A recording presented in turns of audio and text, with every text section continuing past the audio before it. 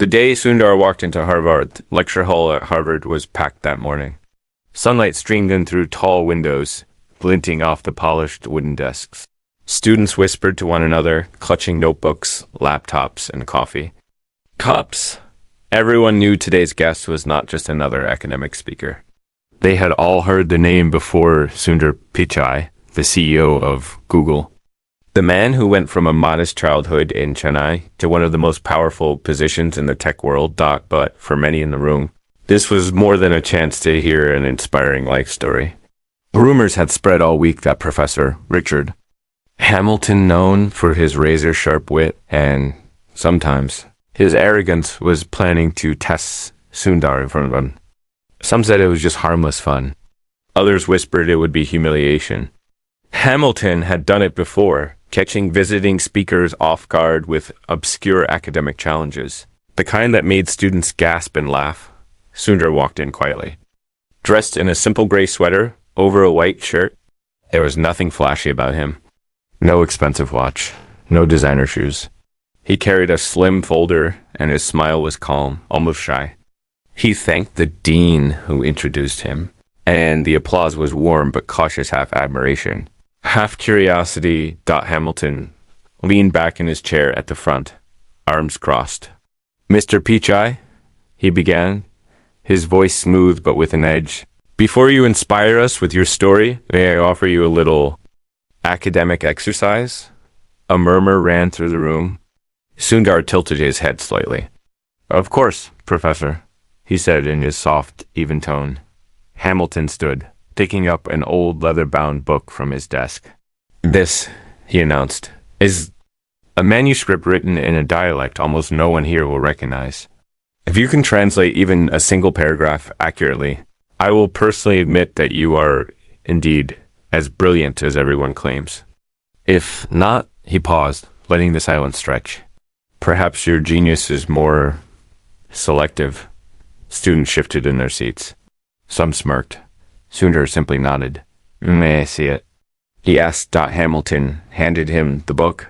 The pages were worn and smelled faintly of dust and ink. The script was ornate, curling letters that looked almost like art. Sundar ran his fingers over the lines, not touching the ink, but tracing the shapes in the air. For a moment, he didn't speak. And in that pause, the room changed. It was no longer just a game. There was something about the way Sundar's eyes narrowed, how his breathing slowed, that made even the students in the back lean forward. "This," Sundar began slowly, "is not just a dialect. It's an ancient form of Tamil, older than modern literature. My grandfather used to tell me stories in a similar style when I was a child." Hamilton raised an eyebrow. "Go on," and Sundar did. In a low, steady voice, he began translating the text. It was a passage about a fisherman who had lost his net in a storm but refused to leave the sea. Instead, he tied together scraps of rope and kept fishing, feeding his village when they had nothing. His words flowed naturally, painting vivid images in the listeners' minds. By the time he finished, the room was silent. No one was laughing. Even the students who had come expecting a show of arrogance felt a shift. Something in the story had touched them. Hamilton cleared his throat, clearly unsettled. "Impressive," he said, but there was something else in his eyes, something that looked almost like unease. But Sundar wasn't finished. He looked directly at the professor and said, "Do you know why I knew this story?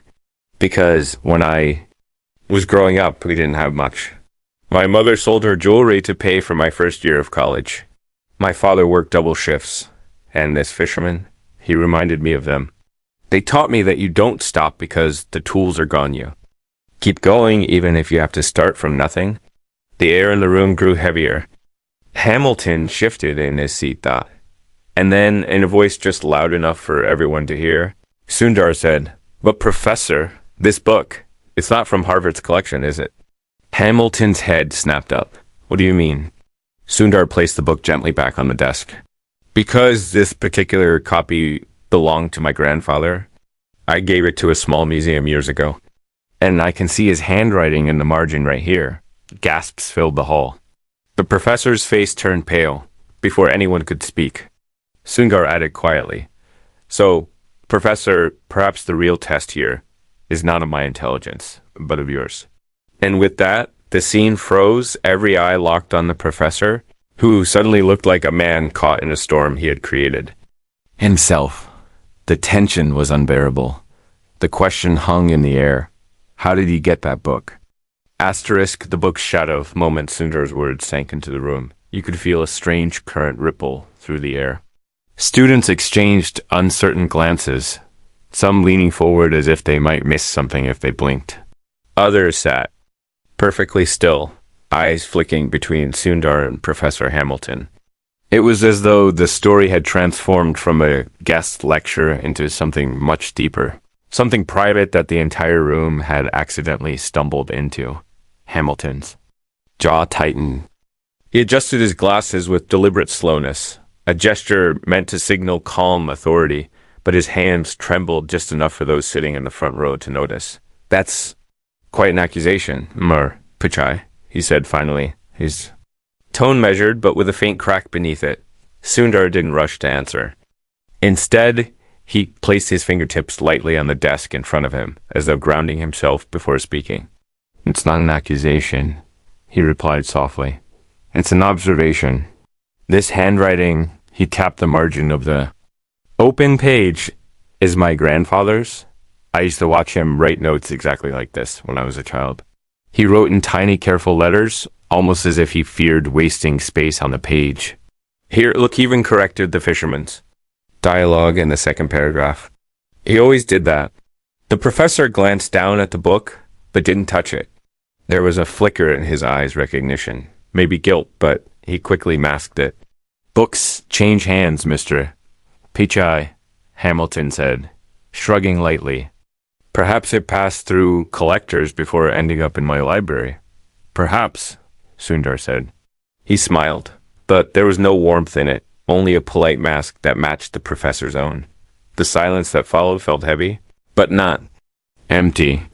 It was the kind of silence that pulls at people's curiosity until they can't stop wondering what else might be hidden beneath the surface. Somewhere in the back row, a student quietly began recording the exchange on their phone. Hamilton seemed to sense the shift. His voice sharpened, as though trying to reassert control. Well, he said briskly, perhaps we should move on to the actual reason you're here. But Sundar cut in, still gentle, still steady.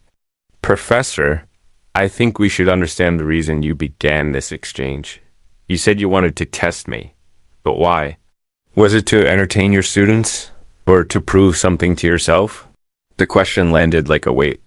It wasn't aggressive, but it carried an undeniable force, one that made people listen more closely, as though the answer might reveal more than anyone expected. Hamilton hesitated. His eyes swept the room. He looked at the students, at the young faces watching, waiting, and then back at Sundar. I believe, he said slowly, that too many people are celebrated for reasons other than true intellectual merit. And I believe that your success is not entirely the result of your own genius. A small gasp came from somewhere in the front row. Sundar didn't flinch. And you believe, he said quietly, that humiliating someone in front of a room will prove that point. Hamilton's lips pressed into a thin line. Sundar leaned back slightly, almost as if retreating from the confrontation. But his eyes never left the professor's. I grew up in a place where humility was not optional, was survival. I didn't walk into this room to prove I'm smarter than anyone here. I came to share what I've learned, that intelligence without kindness is dangerous, and power without empathy destroys more than it builds. There was a long pause. A few students shifted uncomfortably in their seats. Some nodded their expressions, thoughtful. Others kept their eyes on Hamilton, waiting for him to strike back. And then Sundar added almost casually, also, Professor, you should know that the museum I donated my grandfather's book to keeps a detailed record of every loan. If you like, we could call them right now. The words were soft, but they landed like a direct hit. Hamilton's face stiffened. For a moment, he looked like he might lash out, but Instead, he gave a tight smile. Perhaps that won't be necessary, he said. His voice low. The room felt colder somehow, though no one could say why. Sundar glanced around at the students, his gaze pausing on the ones who looked the most uneasy. You see, he said, truth is a curious thing. It doesn't always need to be shouted to be heard. Sometimes it just waits, and when the right moment comes, it speaks for itself. He closed the book gently and slid it across the desk toward Hamilton. Thank you for letting me see it again, he added. Hamilton took it without a word, but his hand lingered on the cover, knuckles pale, and that's when something unexpected happened. A young woman in the second row raised her hand, her voice trembling slightly as she said, Mr. Pichai, can you tell us more about your grandfather? I think we need to hear it. The request seemed to surprise Sundar. For a brief second, his expression softened, almost as if a memory had caught him off guard. And then he began to speak not about technology, not about business, but about a man who had nothing yet gave everything. A man whose wisdom could still silence a Harvard lecture hall decades later. But just as the story was reaching its most tender point, the door at the back of the hall creaked open. A man in a dark suit stepped inside, scanning the room with sharp eyes. He walked straight toward Hamilton, leaned down, and whispered something in his ear. The professor's face drained. Of color? Class dismissed, Hamilton said abruptly. But Sundar stayed seated, watching. He knew just from that look that this wasn't over. Whatever had just been whispered to the professor, it was going to change everything. Asterisk whispers in the lecture hall. Lecture hall emptied slowly, like a tide receding after a violent wave. Some students left in hurried clusters, whispering in low voices about what had just happened. Others lingered by the doors, pretending to check their phones while stealing glances back toward the stage. There was a sense that something had been cracked open, something that wasn't meant for them to see, yet now could not be unseen. The man in the dark suit stood close to Professor Hamilton, his posture rigid, his jaw clenched. He had the presence of someone who was used to delivering bad news, but not in public places. His voice was low, but in the stillness of the nearly empty hall, Sundar caught fragments. Words like investigation, document trail, and loan records drifted to his ears. Hamilton's hand gripped the edge of the desk as if he needed it to stay upright. His face had lost its usual color, replaced by a pallor that made the fine lines around his eyes seem sharper. He nodded quickly to the man, then dismissed him with a curt wave. As though trying to maintain some shred of authority, Sundar remained in his seat, watching without any attempt to hide his interest. He didn't like interfering in someone else's trouble, but something about this situation felt connected to the very book that had sparked their exchange. Hamilton finally looked up and noticed him still there. Mr. Pichai, he said, his tone clipped. I believe our discussion is over. Sundar stood slowly, his movements deliberate. Perhaps, he said, but I don't think the story is. Hamilton's eyes narrowed. What story? The one you started when you decided to test me, Sundar replied. And the one your friend in the suit seems to be a part of. The professor's lips thinned. Be careful, Mr. Pichai. You may be clever, but cleverness can sometimes put you in places you don't want to be. There was an unspoken threat in those words, but Sundar didn't react to it. Instead, he walked down the aisle, slow and calm, until he was only a few feet from Hamilton. You think I'm here to prove myself to you? Sundar said quietly. But you've forgotten something important. When you challenge someone, you risk revealing yourself in the process. Hamilton opened his mouth to reply, but the door at the back creaked again. The man in the suit had returned, this time with a folder in his hand. He looked briefly at Sundar, then walked past him without a word, placing the folder directly on the professor's desk. Hamilton opened it and scanned the pages quickly. His face tightened, and for the first time, Sundar saw something in his expression that wasn't arrogance or irritation. It was fear. Sundar stepped closer, his curiosity now undeniable. Problem with the loan records?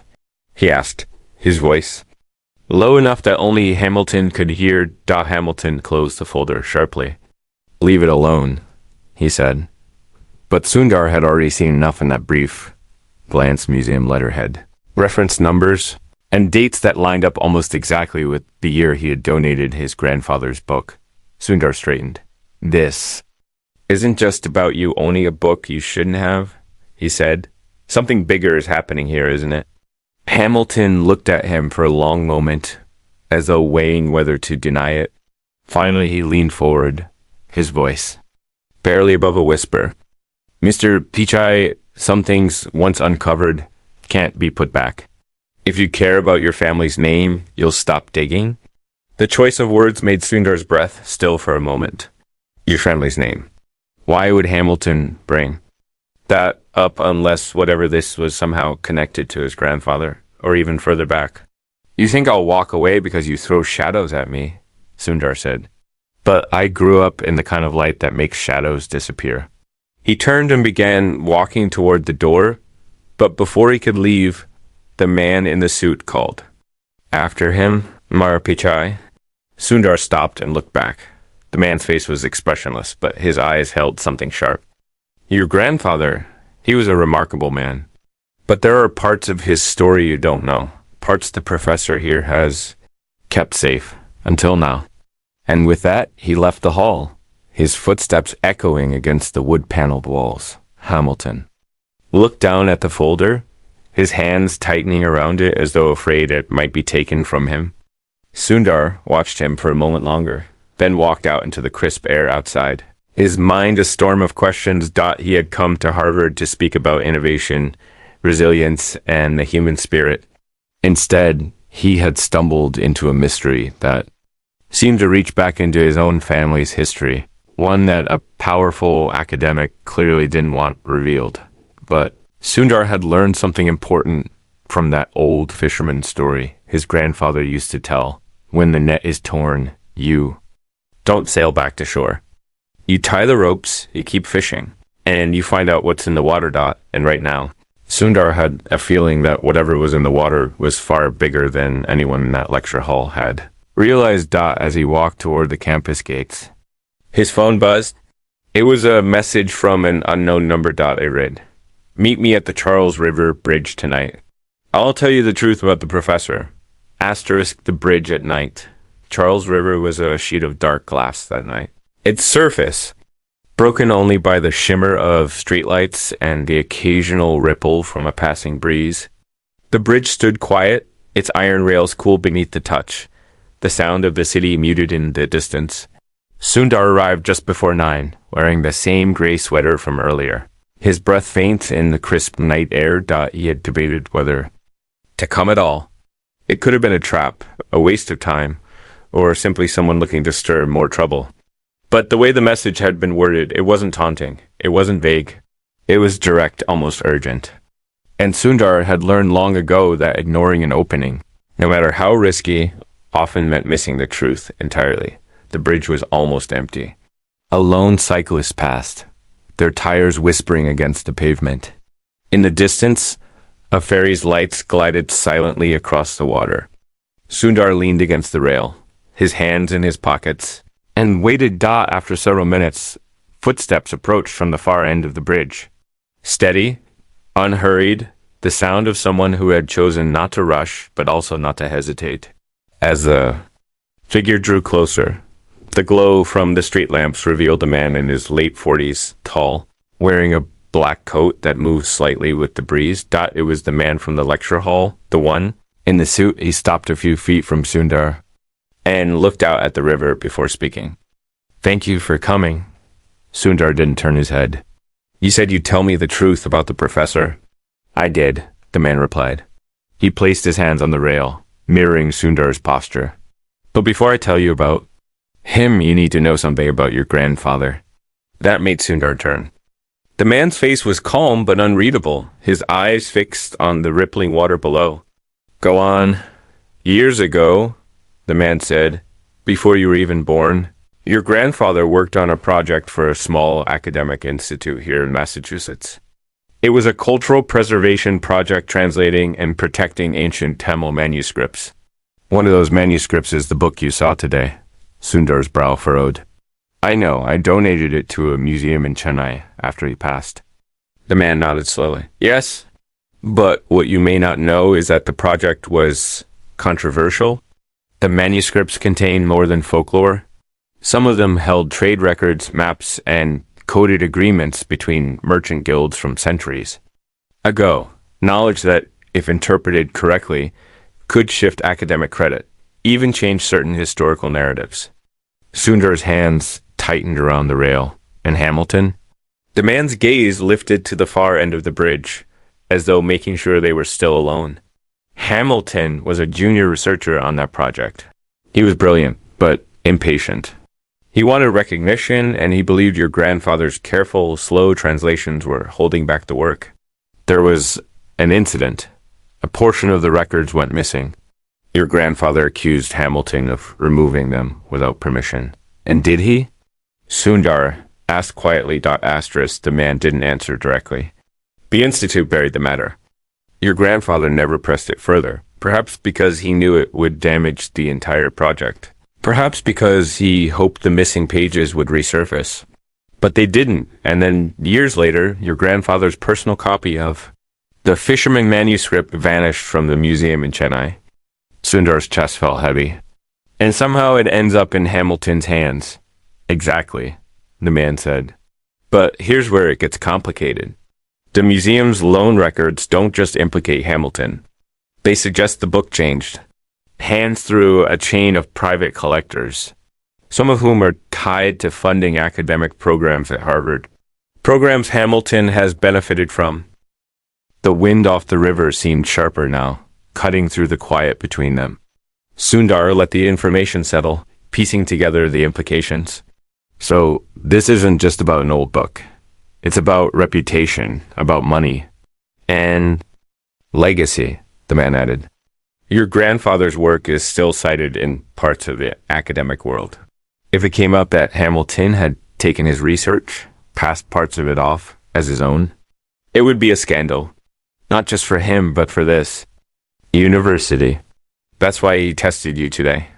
He wanted to rattle you to see if you even knew the manuscript well enough to make the connection. You weren't supposed to recognize it, and when you did, you forced his hand. Sundar turned back toward the water, the lights blurring slightly in his vision. His grandfather had been a quiet, patient man, someone who believed in preserving the truth even when it meant moving slowly. If what this man was saying was true, then Hamilton had stolen not just a book, but years of his grandfather's life. Work got the man in the coat straightened. I can give you the records, but once you have them, you'll have a choice: go public or confront him privately. Either way, it will not end quietly. Sundar took a slow breath. Why are you telling me this? For the first time, the man smiled faintly, though it didn't reach his eyes. Let's just say I'm tired of watching him build his career on the work of better men. Your grandfather deserved better. So do you. He reached into his coat and handed Sundar a small envelope. It was thin, but heavier than paper, something metallic inside. What's this? Sundar asked. Proof, the man said simply. Before Sundar could ask more, the man turned and began walking back into the night, his footsteps fading until the only sound left was the soft rush of the river below. Sundar looked down at the envelope in his hand. He couldn't feel a thin flash drive inside. He didn't open it, not yet. Instead, he slipped it into his pocket and stared out at the dark water, thinking of his grandfather's careful handwriting, of the fisherman who refused to leave the sea, and of the storm that was now gathering on the horizon. He knew one thing for certain when morning came. The professor's world would not look the same, but he didn't yet know just how much his own would change. Asterisk, the proof Sundar didn't sleep. That night, the envelope sat on the small table in his hotel room like it was alive, breathing quietly in the dark. Every time he closed his eyes, he saw his grandfather's face. The way his hand moved when he wrote in the margins of a book, the way he paused to think before choosing a word. There was a strange ache in Sundar's chest, not just anger, but the weight of knowing that someone had taken something deeply personal and turned it into currency for their own gain. Just before dawn, the first gray light slipping past the curtains, he sat at the desk and opened the envelope. Inside was a small black flash drive and a folded sheet of paper. The paper had only a few lines written in neat block letters. Everything you need is on this drive. 2 folders, one for your eyes only, one you can share. Decide wisely. Sundar plugged the drive into his laptop. 2 folders appeared instantly, private and public. He clicked private first. Inside were high-resolution scans of the Fisherman manuscript. But not as it appeared now. These scans were dated decades ago, from the time his grandfather had been working on it. Sundar zoomed in and saw notes in the margin, written in his grandfather's handwriting, alongside translation drafts in a mixture of Tamil and English. But then, in the corner of one page, there was something else. A signature. Not his grandfather's, but Richard Hamilton's, dated months before the museum even recorded the book's disappearance. It was next to a paragraph where the translation had been altered. The meaning shifted subtly to change the emphasis of the story. Sundar's fingers hovered over the trackpad. Altering a translation wasn't just unethical, it was rewriting history. He opened the next file. It was a scanned letter on Institute letterhead from years ago, addressed to a private collector. The letter thanked the collector for acquiring the Fisherman manuscript and confirmed an exchange of rare archival materials in return for funding a research program. The signature at the bottom was unmistakably Hamilton's. Sundar sat back, exhaling slowly. This wasn't just about academic theft. This was an exchange, a trade of cultural heritage for personal and institutional gain. He closed the private folder and clicked on public. This one contained summaries, timelines, and references to where the original materials could be found. Enough to expose Hamilton without revealing the most sensitive personal notes of his grandfather's work. Whoever had compiled this had done it carefully, with precision, but as Sundar stared at the files, the weight of the choice settled in. If he went public, it would be a scandal that reached far beyond Hamilton. Harvard's administration would be dragged into it. The museum in Chennai would face questions about its security, and old wounds in his family might be reopened. If he confronted Hamilton privately, he could demand the return of the book, perhaps force a quiet confession. But that meant allowing the man to keep the rest of his reputation intact. Got as he sat in silence, the faint hum of the city waking outside. His phone buzzed. A new email notification slid across the screen. The subject line made his stomach tighten. Invitation to discuss your Harvard lecture. It was from the office of the dean. Polite, formal, requesting his presence at a meeting that afternoon to clarify certain misunderstandings regarding yesterday's events. Attached to the email was a PDF. Sundar opened it and felt his pulse quicken. It was a letter, already drafted, from Hamilton to the university's academic integrity, committing Sundar of making false and defamatory statements during the lecture and of fabricating a personal connection to the manuscript in question. And at the bottom of the letter, in bold, was a line that made Sundar's jaw tighten. It is my belief that Mr. Pichai's claims were intended to undermine academic reputation of this institution and to personally attack a faculty member for reasons unrelated to scholarship. Hamilton wasn't waiting for him to make a move. He was already striking first, framing Sundar as the aggressor before Sundar could even decide what to do. With the timing was deliberate. The meeting was in 6 hours. 6 hours to decide whether to walk in armed with the public folder and burn Hamilton's career to the ground, or to play this quietly, holding the private evidence until he understood just how deep this went. He closed the laptop and stood, pacing the room. His grandfather's voice seemed to echo in his memory, words from long ago. The sea is not your enemy. Sundar? It only shows you the strength of your boat. This wasn't just about Hamilton anymore. It was about whether Sundar's boat could weather the storm he was about to sail into. And as the city outside came fully awake, Sundar knew one thing, whatever choice he made. The meeting that afternoon would not end the way Hamilton, but he didn't yet know that before he even reached the dean's office, someone else would step into the fight, someone who had been silent until now. Asterisk. The dean's office was on the top floor of the oldest building on campus, a place where the walls smelled faintly of old books and polished wood. Tall windows let in the late afternoon light, painting the room in warm gold. The meeting table was long and heavy, its surface reflecting the faces of those seated around it. When Sundar arrived, Hamilton was already there, seated at the far. And he wore a navy suit, crisp and sharp, his expression carefully neutral. The dean sat in the center, flanked by two members of the Academic Integrity Committee. A recorder sat on the table, its small red light blinking. "Mr. Pichai," the dean said politely, gesturing to an empty chair opposite Hamilton. "Thank you for coming.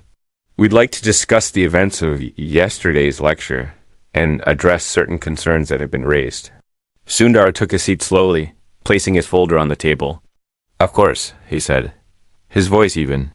"I'm here to clarify anything you need." Hamilton leaned forward, folding his hands.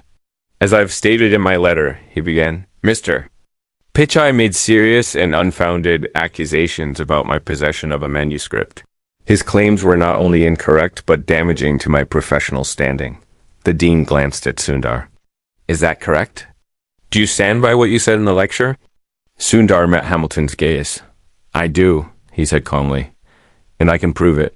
He reached for the flash drive in his pocket, but before he could set it on the table, the door opened. Everyone turned as a woman in her early 60s stepped inside, her dark hair streaked with silver, her posture straight despite the weight of the years she carried. She wore a simple gray coat, and in her hand was a worn leather bag. "Forgive me for interrupting," she said, her voice firm.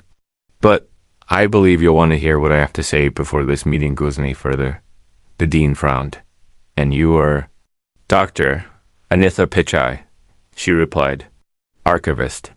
And the daughter of the man whose manuscript you're discussing." Sundar's breath caught. His aunt. He hadn't seen her in years, not since before his grandfather's passing. She had devoted her life to preserving historical records, working quietly in museums and archives around the world. Asterisk. She set the leather bag on the table and opened it. Inside were several clear plastic sleeves containing documents, letters, and photographs. "These," she said, "are the original loan agreements for the Fisherman manuscript, signed by my father when he donated it to the museum in Chennai. And these," she laid out another set of papers, "are the customs records showing that the manuscript was illegally exported from India without the museum's knowledge." Hamilton shifted in his chair. "This is irrelevant. It's entirely relevant," she cut in. "Because the recipient of that shipment, according to these documents, was a private collector in Boston.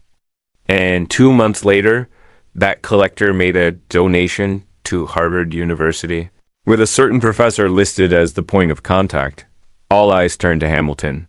His jaw was tight, his hands still clasped. But there was a flicker of panic in his eyes now. The dean's voice was measured. "Professor Hamilton, is this true?" Hamilton's lips parted, but no sound came out. Sundar spoke into the silence. "Yesterday, you tried to test me. But what you didn't expect was that I would recognize not just the book, but the truth it carried. You see, my grandfather didn't care about recognition. He cared about honesty. And that's something you seem to have misplaced along the way." He slid the flash drive across the table toward the dean. "This contains everything, the scans, the letters, the timeline. You can verify it all. I've withheld certain private notes of my grandfather's work, because I believe some things should remain in the family. But the rest belongs in the public record." The dean took the drive without a word, his expression unreadable. Dia. Anitha looked at Sundar, a faint smile in her eyes. "Your grandfather always said you'd inherit more than his name." Hamilton leaned back, his composure cracking. "You don't understand. If this comes out, it will ruin me. Everything I've built was built on something you stole," Sundar said quietly. "You can't expect to keep it without consequence." For a long moment, no one spoke. The weight of the evidence, the moral clarity of it, filled the room.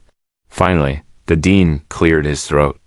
Professor Hamilton, you are suspended from all teaching and research duties, effective immediately. Pending a full investigation. Hamilton's face went pale. He started to speak, then stopped, realizing there was nothing he could say that would undo what had just happened. As the meeting adjourned, Sundar stood, feeling a quiet heaviness lift from his chest. His aunt touched his arm gently. She said. Walk with me. Outside, the late afternoon sun was dipping toward the horizon, casting the campus in a warm glow. They walked in silence for a while, the crunch of gravel under their feet the only sound. Finally, she said, you could have destroyed him more publicly. Why didn't you? Sundar looked out at the trees swaying in the wind. Because I don't need to humiliate someone to win. I just need to make sure the truth is stronger than the lie. She nodded slowly. Your grandfather would have been proud. They reached the edge of the yard, where the path opened toward the Charles River. Sundar paused, watching the water catch the light, remembering the fisherman in the story, the one who refused to leave the sea. No matter how battered his net became, he realized then that this wasn't just about defending his family's honor, or even about holding a dishonest man accountable. It was about carrying forward the values that had shaped him: humility, persistence, and the quiet conviction that integrity matters more than applause. And as the river flowed steadily beneath the bridge in the distance, Sundar knew that some currents, once set in motion, could never be stopped.